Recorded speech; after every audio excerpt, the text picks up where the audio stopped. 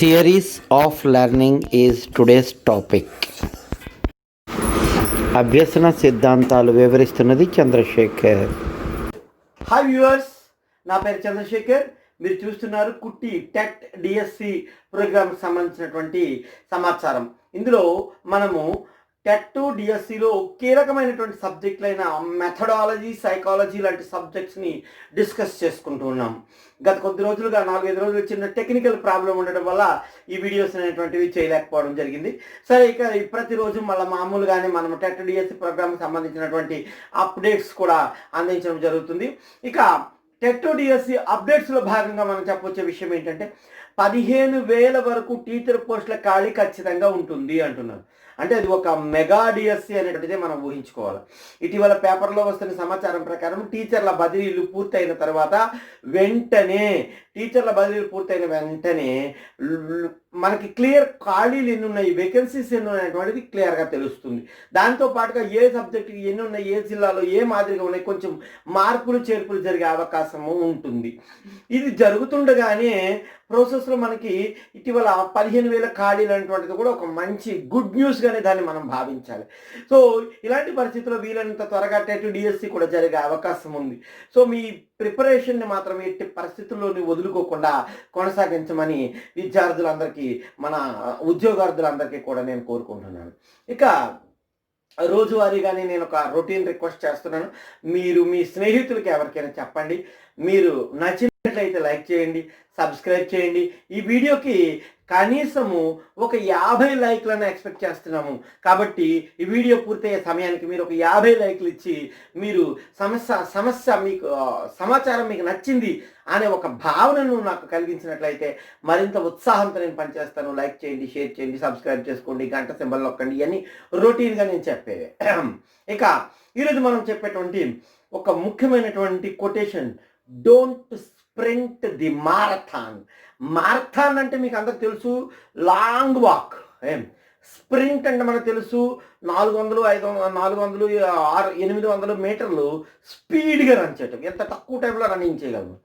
So marathon అంటే 40 కిలోమీటర్లు, ఎంతో 42 కిలోమీటర్ల వరకు నడుస్తారు. సో ఇప్పుడు నువ్వు 42 కిలోమీటర్లు పరిగెడదామని ప్రయత్నం చేస్తే ఏం జరుగుతుంది అంటే అంత స్పీడుతో అంత దూరము వెళ్ళలేము, కొంత దూరంలోనే చచ్చిపోతాం. 3-4 కిలోమీటర్లకే ఎన్నోసార్లు హోంగార్డులు, పోలీస్ కానిస్టేబుల్ సెలక్షన్ అయినప్పుడు కొద్దిగా అనారోగ్య సమస్యలు ఎదుర్కొన్న వీళ్ళు ఉన్నారు, మరణించిన విషయాలు కూడా మనకు తెలుసు. కాబట్టి మనం ఒకటేసారి ఏదైనా అద్భుతాలు చేసేద్దాము, స్పీడ్గా పనులు చేసేద్దామంటే కుదరదు. నెమ్మదిగా పనులు చేసుకుంటూ సాఫీగా విజయాన్ని సాధించాలి. విజయాన్ని సాధించడంలో ఇది ఒక కీలకమైన సూత్రము, don't sprint the marathon. Clear? Don't sprint the marathon అంటే అర్థమైంది కదా. ఇది ఈరోజు మనం ఇచ్చేటువంటి కొటేషన్. ఇక నేరుగా మనం క్లాసులోకి వెళ్ళిపోతాం. గత క్లాసుల్లో మనం చెప్పుకున్నటువంటి అంశాల గురించి ఒకసారి పరిశీలించినట్లయితే అభ్యసనకు సంబంధించిన ప్రాథమిక భావాలను అందించడం జరిగింది. అభ్యసనము అంటే ఏమిటో చెప్పాము. అభ్యసనం అంటే ప్రవర్తనను మార్చుకోవటం, నేర్చుకోవటం. సో అక్కడ నుంచి మొదలుపెట్టి సాధారణ నిర్వచనము, టెక్నికల్గా, సాంకేతికంగా, మనోవైజ్ఞానికంగా ఎటువంటి నిర్వచనాలు ఇవ్వగలిగినట్లు ఉన్నటువంటి అర్థాలు, ఎటమోలాజికల్గా ఆ పదాలు ఎక్కడి నుంచి పుట్టింది, అలాగే అభ్యసనము దాన్ని ప్రభావితం చేసేటువంటి ఎన్నో అంశాల గురించి మనం కొన్ని డిస్కస్ చేసుకున్నాం. అభ్యసన వక్రరేఖల గురించి మాట్లాడుకున్నాం. అభ్యసన సంసిద్ధత, అభ్యసన పరిపక్వత, అభ్యసన ప్రేరణ, అభ్యసనకు సంబంధించినటువంటి అనేక అంశాలను మనం నేర్చుకోవడం జరిగింది. సో ఈ అభ్యసనంలో ఉండేటువంటి విషయాలతో పాటుగా మనం ఇంతవరకు అభ్యసనం అంటే ఏంటి మాత్రమే నేర్చుకోగలిగాం. కానీ ఇప్పుడు అలా కాకుండా మనము జీవి ఎలా నేర్చుకుంటుంది, మానవుడు కావచ్చు, పక్షి కావచ్చు, జంతువు కావచ్చు, ఇవి నేర్చుకునే స్వభావం ఉన్నటువంటి జీవులు ఎలా నేర్చుకుంటాయి అని ఆలోచించినప్పుడు ఈ ఎలా నేర్చుకుంటాయిలో అనేక మంది అనేక రకాలైనటువంటి ప్రపోజిషన్స్ని తీసుకొచ్చారు. వాళ్ళ యొక్క ప్రతిపాదనలని ప్రతిపాదించారు. అనేక మంది అనేక రకాలుగా విభిన్న సాంప్రదాయాలు మనోవైజ్ఞానిక సాంప్రదాయాలుగా పేర్కొంటారు వీటిని. ఆ మనోవైజ్ఞానిక సాంప్రదాయాలు విభిన్న విధానాలను తెలియజేస్తాయి. ఉదాహరణకు ప్రవర్తనవాదము, బిహేవియరిజం అనేటువంటి ఒక స్కూల్ ఉంది. ఈ బిహేవియరిస్ట్ స్కూల్లో ఏమని నమ్ముతారంటే ఎలా నేర్చుకుంటుంది జీవి అంటే ఎస్ఆర్ సంధానం ద్వారా, ఉద్దీపన మరియు ప్రతిస్పందనల మధ్య సంధానము లేదా సంసర్గము ఏర్పడడం ద్వారా నేర్చుకుంటుంది అని చెప్తారు. ఎస్ఆర్ ద్వారా నేర్చుకుంటుంది జీవి అని చెప్తారు. అలా డిఫరెంట్ స్కూల్స్ ఉన్నాయి. జీవి ఎలా నేర్చుకుంటుంది, అభ్యసన ప్రక్రియలో ఏం జరుగుతుంది, అభ్యసనం నేర్చుకునేటప్పుడు జీవిలో వచ్చేటువంటి మార్పులు ఎలా ఉంటాయి, ఏ మార్పుల వలన అభ్యసనం జరిగిందని మనం చెప్పగలుగుతాం. ఇట్లాంటి అంశాలన్నింటినీ సైద్ధాంతీకరించినటువంటి విభిన్నమైనటువంటి వ్యక్తుల గురించి మనం నేర్చుకోవాలి. అనేక సిద్ధాంతాల అభ్యసనం గురించి ఉన్న మన టెట్ డిఎస్సికి సంబంధించిన మన డైట్ బిఎడ్ లాంటి వాటిలో ఉన్నటువంటి ప్రధానమైనటువంటివి 4 కేటగిరీస్గా మనం వీటిని విభజించడం జరుగుతుంది. జీవి ఇంతవరకు నేర్చుకోవడం అంటే ఏంటో చూసాం. ఇప్పుడు ఏం చూస్తున్నామండి, ఎలా నేర్చుకుంటుంది, ద ప్రాసెస్ ఆఫ్ లర్నింగ్ ఎలా జరుగుతుంది అనేటువంటిది నేర్చుకో. అందులో ప్రధానంగా ఎన్ని రకాలు ఉన్నాయండి? 4 రకాలుగా ఉన్నాయి. ఆ 4 రకాలు ఏంటేంటివి చూద్దాం. అభ్యసన సిద్ధాంతాలు అంటామండి. వీటిలన్నింటినీ కలిపి అభ్యసన సిద్ధాంతాలు. ఒక్కో సాంప్రదాయము ఒక్కో సిద్ధాంతాన్ని వెలువరించింది. ఒక్కో సాంప్రదాయము ఒక్కో సిద్ధాంతాన్ని వెలువరించింది. ఆ సిద్ధాంతం ద్వారానే అభ్యసనం జరుగుతుందని అవి నొక్కి వక్కాణించాయి. అందులో మొదటిది, అభ్యసన సిద్ధాంతాల్లో మొదటిది ప్రవర్తనవాదము లేదా సంసర్గవాదము లేదా ప్రవర్తనవాదము. రెండోది ఏంటంటే గెస్టాల్ట్ వాదము లేదా దీన్ని సంజ్ఞానాత్మక క్షేత్రవాదం అని కూడా అంటారు. గెస్టాల్ట్ వాదము. మూడవ రకం ఏంటంటే నిర్మాణాత్మక వాదము.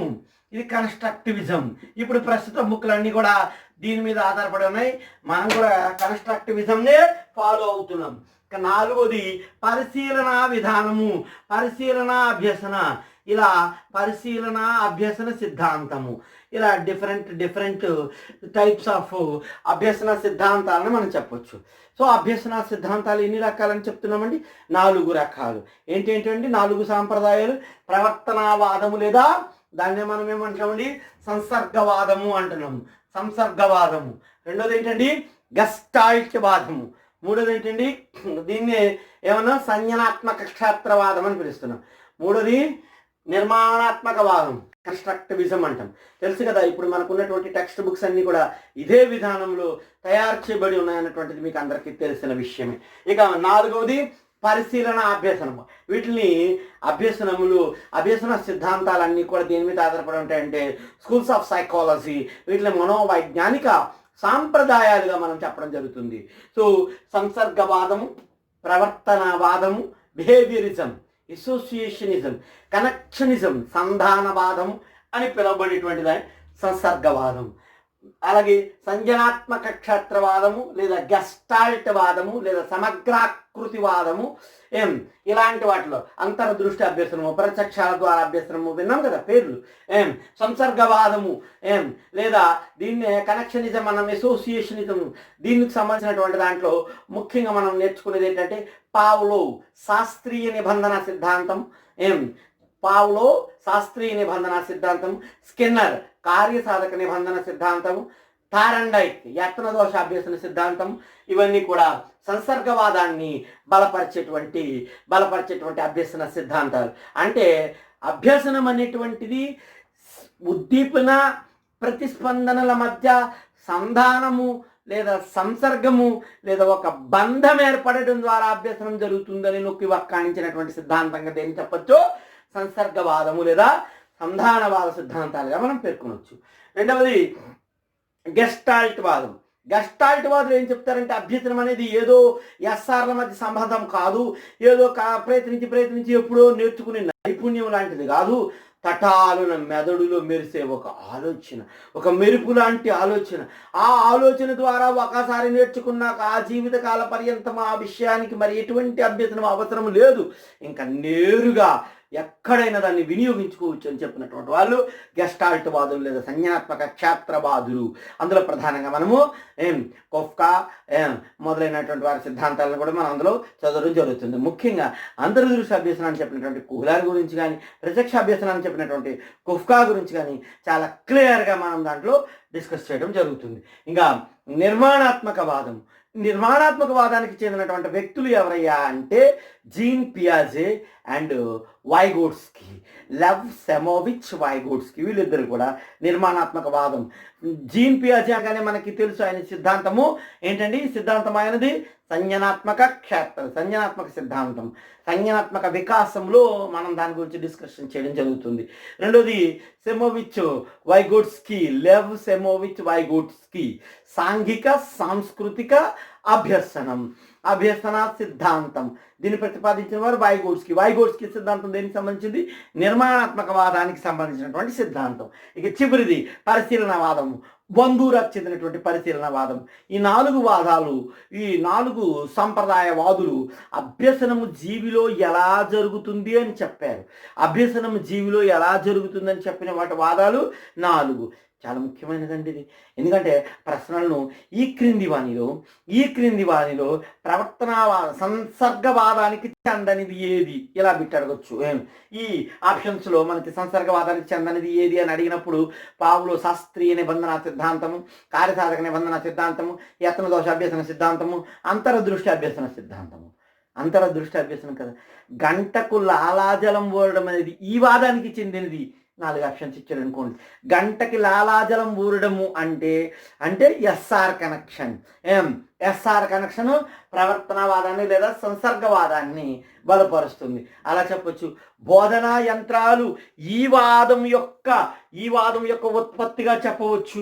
ప్రవర్తనవాదం యొక్క ఉత్పత్తి. సమస్య పరిష్కారము, తటాలను చేయటము ఈ వాదం యొక్క ఉత్పత్తిగా చెప్పొచ్చు. గెస్టాల్ట్ వాదం అనేటువంటిది జీవి అభ్యసన ఎలా నేర్చుకుంటుంది అనే ప్రక్రియలో జీవి ఎలా నేర్చుకుంటుంది అనే దానికే ప్రాధాన్యతనిచ్చినటువంటి వాదము నిర్మాణాత్మక వాదము. అభ్యసనం ఎలా జరిగింది, అభ్యసనం ఏం నేర్చుకుంది అనే దానికి ప్రాధాన్యతనిచ్చేవి మిగిలినవన్నీ. కానీ నిర్మాణాత్మక వాదం మాత్రం ఏమిస్తుంది? ఎలా నేర్చుకుంటుందో జీవి తెలియజేసేది నిర్మాణాత్మక వాదం. ఇక చివరిది పరిశీలన అభ్యసన సిద్ధాంతం. పరిశీలనావాదం పునర్బలనం వల్ల, ఇతరులను చూడడం వల్ల సమాజంలో సాంఘికమైనటువంటి అభ్యసనాన్ని నేర్చుకొని దానికి సంబంధించినటువంటి అంశాలను మనం ప్రవర్తనవాదం, బిహేవియరిజం. అయితే మనము ప్రవర్తనవాద సిద్ధాంతాల గురించి మనం నేర్చుకోవాల్సినటువంటి అవసరం ఉంది. ఈ ప్రవర్తనవాద సిద్ధాంతాల్లో మనకి ప్రధానంగా అనేక అంశాలని పరిశీలిస్తాం. ఈ ప్రవర్తనవాదాన్ని మనము కొన్ని ఇతర పేర్లతో పిలుస్తాము. సంసర్గవాదము లేదా సంసర్గవాదము లేదా సంధానవాదం అని కూడా దీన్ని పిలుస్తూ ఉంటారు. ఈ ప్రవర్తనవాద సిద్ధాంతాలన్నీ ఏం చెప్తున్నాయంటే జీవి యొక్క నేర్చుకోవడం లేదా అభ్యసనం అనేటువంటిది ఎలా జరుగుతుంది అంటే ఉద్దీపనకు మరియు ప్రతిస్పందనకు మధ్య సంధానం ఏర్పడడం వలన జీవి ప్రవర్తనలో వచ్చేటువంటి మార్పునే అభ్యసనం అంటాం. అంటే ఉద్దీపనకు ప్రతిస్పందనకు ప్రాధాన్యతనిచ్చిన సిద్ధాంతాలు ఏవండి? ప్రవర్తనవాద సిద్ధాంతాలు. ఉద్దీపన మరియు ప్రతిస్పందనలకు ప్రాధాన్యతనిచ్చినటువంటి సిద్ధాంతాలు ప్రవర్తనవాద సిద్ధాంతాలు. అలా గుర్తుపెట్టుకోవాలా. తరువాత ఇవి అత్యంత సరళమైన అభ్యసనంగా చెప్పబడుతుంది, చాలా ఈజీగా. ఎందుకంటే ఇది ఎవరైనా నేర్చుకుంటారు. చిన్నపిల్లలు నేర్చుకోగలుగుతారు, మందబుద్ధులు నేర్చుకోగలుగుతారు, జీవులు నేర్చుకోగలుగుతాయి. అటువంటి ఒక సిద్ధాంతానికి సంబంధించినటువంటి అంశాలను మనం చూస్తున్నాం. సరళమైనటువంటిది, ఇది యాంత్రికంగా జరిగేటువంటి అభ్యసనము. ఇది ఎట్లాంటి అభ్యసనం అంటే యాంత్రికంగా జరిగేటువంటి అభ్యసనము. దీనిని చిన్నపిల్లలు నేర్చుకోగలుగుతారు, అలాగే జంతువులు కూడా నేర్చుకోగలుగుతాయి, మందబుద్ధులు నేర్చుకోగలుగుతారు. జీవితకాలపు నైపుణ్యాలు నేర్చుకోవడానికి ఒక్కోసారి మందబుద్ధులకి నైపుణ్యాలు చిన్న చిన్నవి నేర్చుకోవడానికి ఈ రకమైనటువంటి అభ్యసనమే జరుగుతుంది. అంటే మనం ఏం చేయాలి, వాళ్ళకి ఉద్దీపన ప్రతిస్పందనలకు ప్రాధాన్యతనిచ్చేటువంటి అంశాలను మాత్రమే నేర్పించడం అనేటువంటిది జరుగుతుంది. సో ఈ విధంగా మనం చెప్పవచ్చు. సో ప్రవర్తనవాద సిద్ధాంతాలనే మనం ఏమని పిలుస్తున్నామండి, సంసర్గవాద సిద్ధాంతాలు, సంధానవాద సిద్ధాంతాలు అంటారు.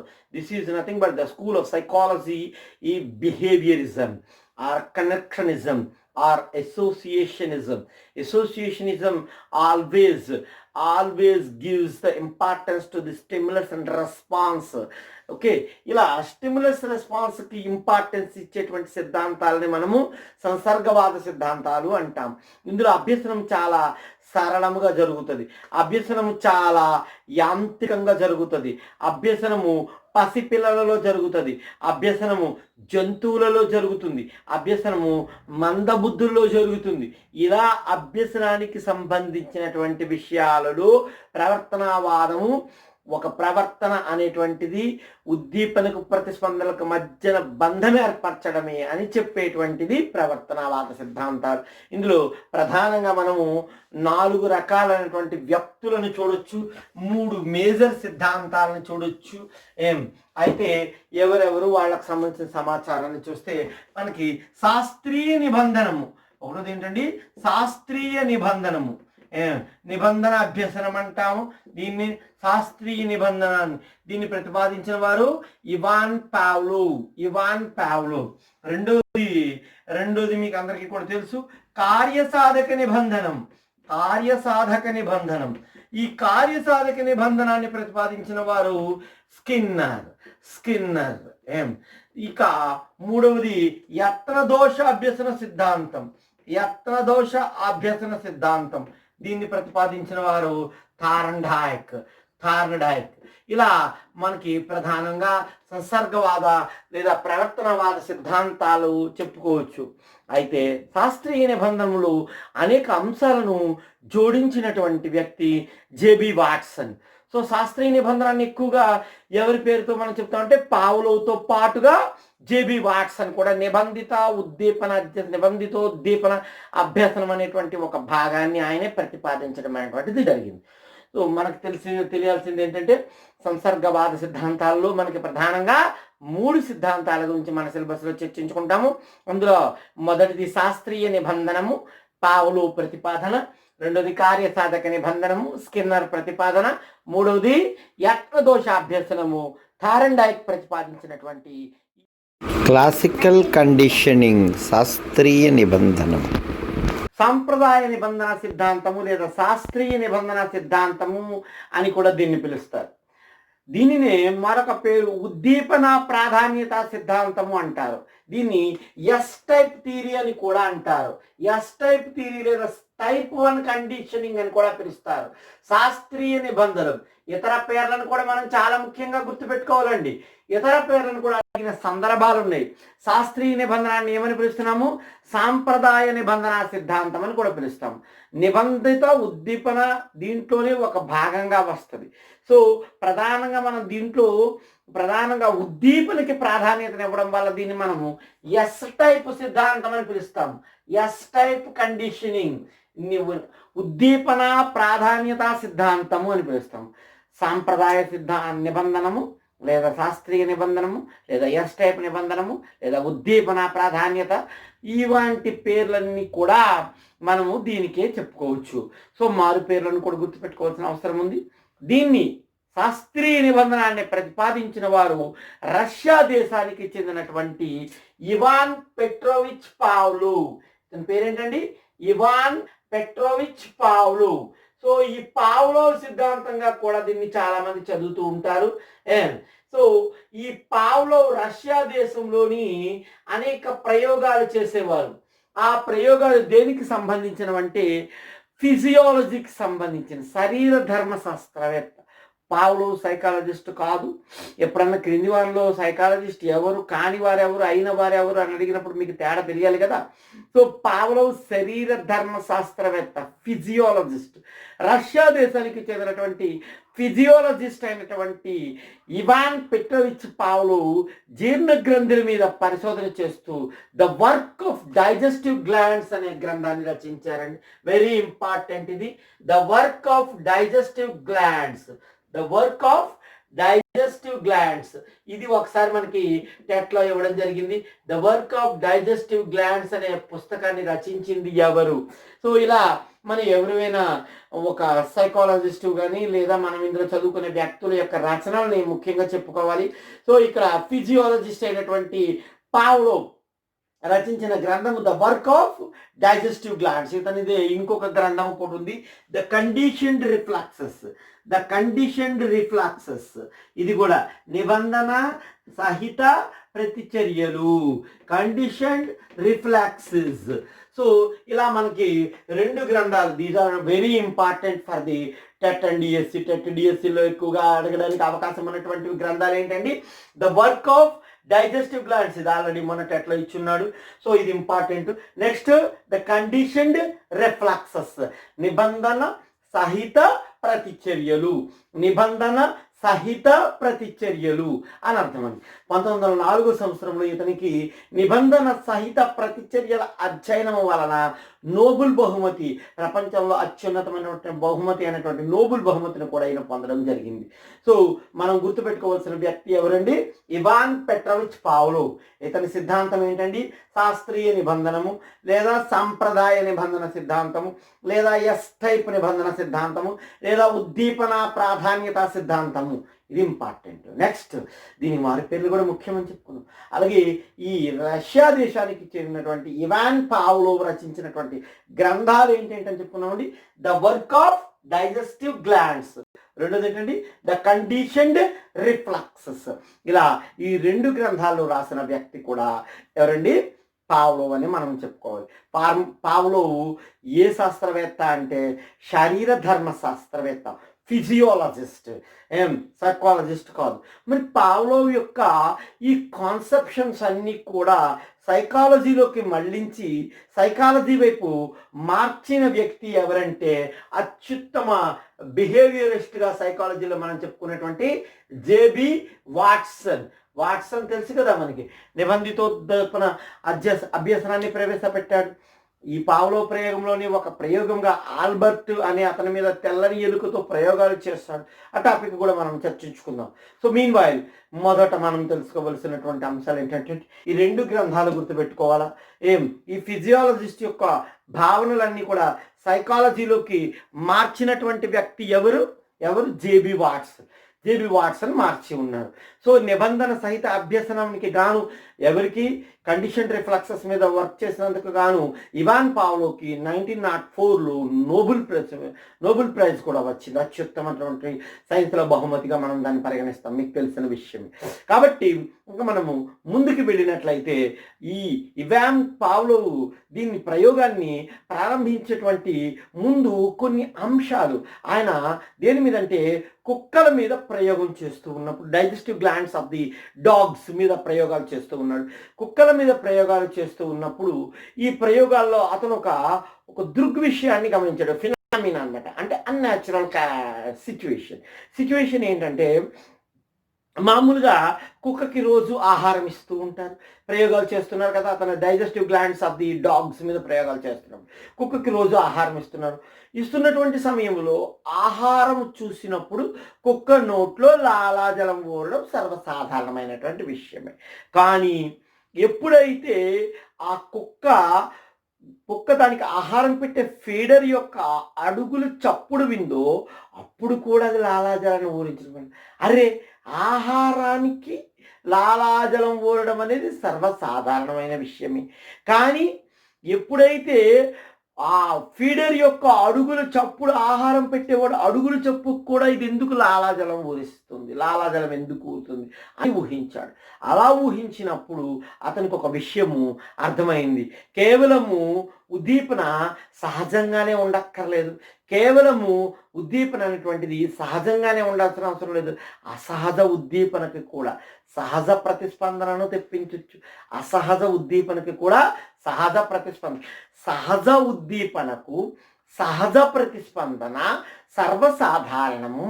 కానీ ఒక సహజ ఉద్దీపనను అసహజ ఉద్దీపనతో జోడించినప్పుడు ఆ సహజ ఉద్దీపనకు ఎటువంటి ప్రతిస్పందన వస్తుందో అటువంటి ప్రతిస్పందనని అసహజ ఉద్దీపనకి కూడా తెప్పించడాన్నే నిబంధన అభ్యసనము లేదా శాస్త్రీయ నిబంధనము అంటారు. అంతకుముందే మనకి డ్రవర్ ఒక నిర్వచనం చెప్పుకున్నారు. డ్రైవర్ పేరు విన్నారు? డ్రైవర్ ఇతను దేన్ని నిర్వచించారంటే డ్రైవర్ కాదు, చూసుకోవాలి. డ్రైవర్ దేన్ని నిర్వచించారు? నిబంధనని. ఒక వస్తువుకు కానీ ఒక పరిస్థితికి కానీ ఒక ఉద్దీపనకు కానీ అంతకు ముందు లేనటువంటి స్వభావ సిద్ధము కానటువంటి ఏదైనా ఒక ప్రతిస్పందనను తెప్పించడాన్ని నిబంధనం అంట. ఒక వస్తువుకు కానీ ఒక పరిస్థితికి కానీ ఒక ఉద్దీపనకు కానీ అంతకు ముందు లేని స్వభావ సిద్ధము కాని ప్రతిస్పందనను తెప్పించడాన్ని మనం ఏమంటామండి? నిబంధనము అంటాం. కాబట్టి ఇలా నేర్చుకునే అభ్యసనాలన్నీ ఏ రకమైన అభ్యసనాలు అవుతాయి? నిబంధన అభ్యసనాలు అవుతాయి. నిబంధన అభ్యసనాలు అవుతాయి. ఒక చిన్న పిల్లాడిని తల్లి ప్రతిరోజు ఒక 4-5 ఇయర్స్ 4 ఇయర్స్ అబ్బాయికి బాగా అలర్ట్ చేస్తున్నాడు అనుకోండి ఇంట్లోని, ఆ తల్లి కొట్టడానికి లేకపోతే అబ్బాయికి పనిష్మెంట్ ఇవ్వడానికి ముందుగా ఏం చేస్తుంది? నెంబర్స్ కౌంట్ చేస్తుంది. 1 2 3 అంటాం, కొట్టడం. 1 2 3 అనడం, కొట్టడం. 1 2 3. ఎప్పుడైనా అలర్ట్ చేసినప్పుడు ఆగు, అలర్ట్ చేయకు, 1 2 3 అనటం, కొట్టడం. ఎట్లా జరుగుతూ ఉన్నప్పుడు కొంతకాలానికి దెబ్బ యొక్క బలం తెలిసినటువంటి, దెబ్బ యొక్క బాధను తెలిసినటువంటి పిల్లాడు 1 2 3 అనగానే అల్లరిని తగ్గించుకుంటాడు. చేస్తున్న పనిని మానుకుంటాడు. ఎట్లా? సో సహజంగా దెబ్బకు భయపడడం, కానీ 1 2 3 అంకెలకు భయపడడం ఈసారి జరుగుతుంది చూసారు. అంటే మనము ట్రాఫిక్ సిగ్నల్స్కి ప్రతిస్పందించటం. ట్రాఫిక్ సిగ్నల్స్లో ఏ సిగ్నల్ ఏ రంగు పడినప్పుడు ఏది అనేటువంటిది ఆటోమేటిక్గా మనం చేస్తూ ఉంటాం. అలాగే డ్రమ్స్ శబ్దానికి అనుగుణంగా నృత్యం చేయడం. విజిల్ శబ్దానికి పీడిగా స్కూల్లో విజిల్ వేస్తారు, అందరు స్టూడెంట్స్ అలర్ట్ అవుతారు. సో అట్లా ఒక విజిల్ శబ్దానికి అంతెందుకు, మనం క్లాస్లో ఉన్నప్పుడు ఒక టీచర్గా మనం ఏం చేస్తాము? పిల్లలు మాట్లాడుతూ ఉంటారు, నిశ్శబ్దం అనకుండా నువ్వు టేబుల్ మీద 4 సార్లు డస్టర్ కొడతావు. టక్ టక్ టక్ అనే డస్టర్ శబ్దానికి పిల్లలు బడిగంట మోగ్గానే పాఠశాలకు వస్తారు. డస్టర్ శబ్దానికి పిల్లలు ప్రతిస్పందించిన శబ్దంగా ఉంటారు. అదే అటెండర్ తోవలో పోతున్నాడు అనుకోండి, నువ్వు టక్ టక్ మన డస్టర్తో కొడితే అతను పట్టించుకుంటాడా? అతను ఫోన్ మాట్లాడుకోనో అతను పని అరుస్తూనో పోతూనే ఉంటాడు. ఇది ఎందుకు జరుగుతుందంటే నిబంధనం జరిగిన వారికే. అంటే ఒక సహజ ఉద్దీపనని ఒక అసహజ ఉద్దీపనకు జోడించి ఆ సహజ ఉద్దీపనకు ఏ రకమైనటువంటి ప్రతిస్పందన వచ్చిందో అసహజ ఉద్దీపనకి కూడా అదే రకమైనటువంటి ప్రతిస్పందనను తెప్పించడాన్నే నిబంధన అభ్యసనమని, శాస్త్రీయ నిబంధనమని అంటారు. క్లియర్గా ఉందా మనకి ఇక్కడ? సో మనం తెలుసుకోవలసింది ఏంటి అంటే ఇక్కడ మనము అనేక పనులను నిబంధనం వలనే చేస్తాము. బడిగంట కొట్టగానే పిల్లలు వస్తారు, సైరన్ మోగగానే ఉద్యోగస్తులందరూ కూడా కర్మాగారానికి వెళతారు. ఇట్లా జరిగేవన్నీ కూడా దీనికి నిబంధన వల్ల జరుగుతాయి. మనం ఒక్కోసారి పాఠం చెప్తున్నా లాంగ్ బెల్లో లంచ్ బెల్లో అయితే పిల్లలు పారిపోతుంటారు. నిబంధనం బెల్లకి జరిగిపోయింది వాళ్ళకి. సో అలా నిబంధనాన్ని ఏర్పరచుకొని తద్వారా అభ్యసనాన్ని చేసుకోవడాన్ని మనం నిబంధన అభ్యసనం లేదా శాస్త్రీయ నిబంధనం అని పిలవడం అనేటువంటిది జరుగుతూ ఉంటుంది. ఇది నిబంధనము జరిగిన వారిలో మాత్రమే పనిచేస్తుంది. 12 గంటల 30 నిమిషాలకి లంచ్ కొడుతున్నారు. లంచ్ బెల్ కొట్టే ముందు మనకి ఏదైనా ఒక ఆహారాన్ని చూస్తే లేదా ఎవరైనా మన ముందు ఒక ఆహారాన్ని తింటున్నట్లయితే నోట్లో నీళ్లు ఊరుతాయి. అలా కాకుండా ఎవరైనా పెన్ను నోట్లో పెట్టుకుంటేనో లేదా ఏదైనా ఒక వస్తువుని గోర్లు నోట్లో పెట్టుకుంటేనో మనకు లాలాజలం ఊరుతుందా? ఊరదు. దానికి నిబంధనం జరిగి ఉన్నాం. సో మనం తెలుసుకోవాల్సింది ఏంటంటే ఆహారానికి లాలాజలం ఊర్చడం అనేటువంటిది సహజమైనటువంటి ప్రతిస్పందన. అలా కాకుండా ఏదైనా ఒక ప్రత్యేకమైన దానికి బెల్లు కొట్టగానే నోరు ఊరుతుంది అనుకో, లంచ్ బెల్ కొట్టగానే ఆకలేస్తుంది, నోరు ఊరుతుంది అనుకో, అటువంటప్పుడు నేను తినబోయే ఆహారాన్ని గుర్తించుకొని నేను నోరు ఊరుతుంది అనుకో, అది నిబంధనలు జరిగినాయి. సో నిబంధన ద్వారా విషయాల్ని మనం నేర్చుకుంటాం. ఉద్దీపనకి ప్రతిస్పందనకి మధ్య బంధం ఏర్పడి ఆ బంధం ద్వారా నేర్చుకుంటాం. అటువంటి ఒక అభ్యసనాన్ని నిబంధన అభ్యసనము అంటాం. ఈ నిబంధన అభ్యసనంలో ప్రధానంగా ఉద్దీపన అంటున్నాము, ప్రతిస్పందన అంటున్నాము. ఉద్దీపన ప్రతిస్పందన అంటూ ఉన్నప్పుడు ఉద్దీపన అంటే ఏంటో మనకు తెలియాలి. జీవిలో ప్రవర్తన మార్పుకి కారణమైన ఏ అంశాన్నైనా మనము ఉద్దీపనగా పేర్కొంటాము. స్టిములస్ అంటే ఏంటంటే జీవిలో ప్రవర్తన మార్పుకి కారణమైన దేనినైనా మనము ఉద్దీపన, స్టిములస్ అంటాము. అలాగే ప్రతిస్పందన అంటే ఉద్దీపనకు అనుగుణంగా జీవి యొక్క ప్రవర్తన మార్పుని ప్రతిస్పందన అంటామండి. అయితే ఉద్దీపనకు అనుగుణంగా జీవిలో ప్రవర్తన మార్పుని మనం ప్రతిస్పందన అంటాం. సో ఈ విధంగా మనం ఉద్దీపన అంటే ఏంటో తెలుసుకున్నాం, ప్రతిస్పందన అంటే ఏంటో తెలుసుకున్నాం. ఇప్పుడు ఉద్దీపన అంటే ఏంటండి? జీవిలో ప్రవర్తన మార్పుకి కారణమైనటువంటి ఏ అంశాన్నైనా, పరిసరాల్లో ఉన్న అంశాన్ని ఉద్దీపనగా పేర్కొంది. ప్రతిస్పందన అంటే ఏంటి అనుకున్నామండి? ప్రతిస్పందన అంటే ఏంటంటే ప్రవర్తన, ఏ ఉద్దీపన అయితే జీవిలో ప్రవర్తన మార్పు కారణమవుతుందో ఆ ప్రవర్తన మార్పుని మనము ప్రతిస్పందన అంటాం. అయితే పావ్లోవ్ సిద్ధాంతం నేర్చుకునే అందరికీ కూడా 4 విషయాలు తెలియాలి. అవి చాలా ముఖ్యమైనవి. టెట్లో ప్రతిసారి మన 2018లో జరిగిన ప్రతి టెట్లోని కూడా ఈ 4 అంశాల మీదే ప్రశ్నలు అడగడం చాలా కీలకమైనవి. వాటికి ఉన్నటువంటి ఇతర పదాలు అన్నీ కూడా మనము నేర్చుకోవాల్సినటువంటి అవసరం ఉంది. అవి 4 ఏంటంటే, ఒకటోది ఆహారము, ఫుడ్. దీన్ని మనము ఆహారాన్ని ఏమంటున్నామంటే సహజ ఉద్దీపన అంటామండి. న్యాచురల్ స్టిమ్యులస్, సహజ ఉద్దీపన. ఆహారాన్ని ఏమని పిలుస్తున్నాం? సహజ ఉద్దీపన. ఈ ఆహారాన్ని మనము నిర్నిబంధిత ఉద్దీపన, ఇంకేమని పిలుస్తున్నాం? నిర్నిబంధిత ఉద్దీపన అంటున్నామండి. సో దీన్ని మనము అన్కండిషన్డ్ స్టిమ్యులస్ అని పిలుస్తున్నాం. ఇది చాలా ముఖ్యమైనటువంటి విషయం, ఇది నేర్చుకోవాలి. ఎప్పుడైనా ఆహారము సహజ ఉద్దీపన, నిర్నిబంధిత ఉద్దీపన లేదా అన్కండిషన్డ్ స్టిమ్యులస్, అభ్యాసం అవసరం లేకుండా ప్రతి జీవిలోని కూడా ఒకే విధంగా జరిగేటువంటి దాన్ని మనము నిర్నిబంధిత ఉద్దీపన అంటున్నాం. ప్రతి జీవి దీన్ని ఒకే విధంగా చూస్తుంది. అటువంటి దాన్ని మనం ఏమని పిలుస్తున్నామండి? నిర్నిబంధిత ఉద్దీపన అంటున్నాం. రెండవది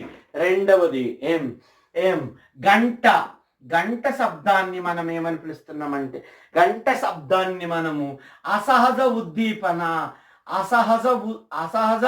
ఉద్దీపన లేదా దీనికి మరొక పేరు నిబంధిత ఉద్దీపన. దీన్నే మనం ఇంగ్లీష్లో ఏమని పిలుస్తున్నామండి? కండిషన్డ్ స్టిమ్యులస్ అంటాం. కండిషన్డ్ స్టిమ్యులస్గా పిలుస్తున్నాం.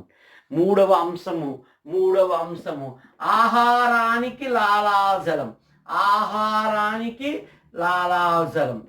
ఆహారం చూసిందనుకోండి, కుక్క ఆహారం చూసిందనుకోండి, ఎవరైనా జీవి లాలాజలం ఉంటుంది. ఇది సహజ ప్రతిస్పందనేగా.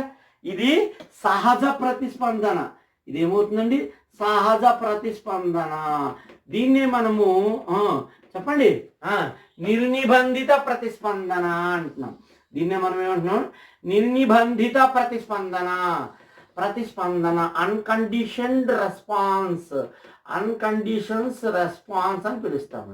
So unconditioned response.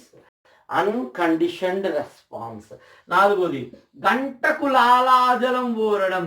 గంట శబ్దానికి లాలాజలం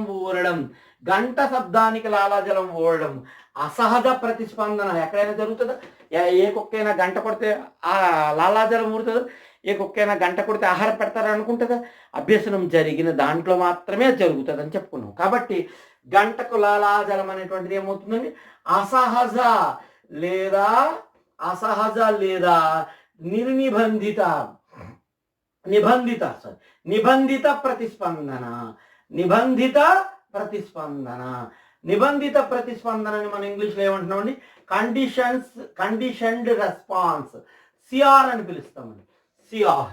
సో ఈ 4 అంశాలు శాస్త్రీయ నిబంధనలు చాలా కీలకమైన చాలాసార్లు అండి. ఆహారము అనే పదం ఎప్పుడు చూసినా మనం ఏం గుర్తు రావాలండి నిర్నిబంధిత ఉద్దీపన లేదా సహజ ఉద్దీపన. అలాగే గంట అనేది ఎప్పుడు చూసినా ఏం గుర్తు రావాలండి మనకి అసహజ ఉద్దీపన లేదా